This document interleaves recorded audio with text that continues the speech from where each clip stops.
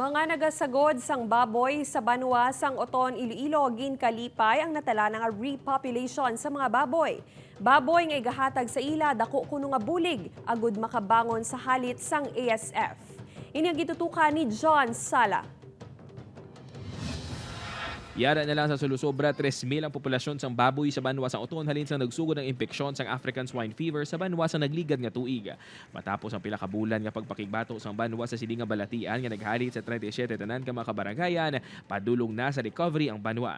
Subong adlaw ay ka-26 nga adlaw sang 40-day countdown antes magsugod ng repopulation.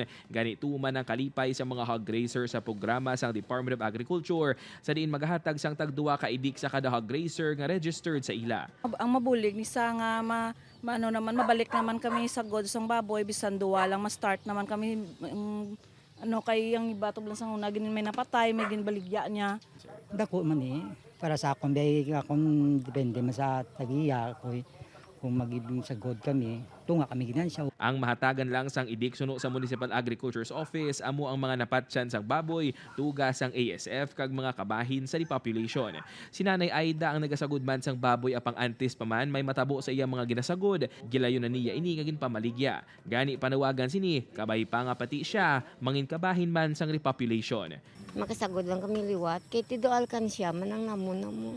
Tinguan man sang LGU nga wala na sang may marecord nga kaso tubto malabot ang 40 days. Bangod kun matabo, mabalik naman sa puno kun may magduga nga positive case. Upod kay si Dilo Rinduque, John Sala, One Western Visayas.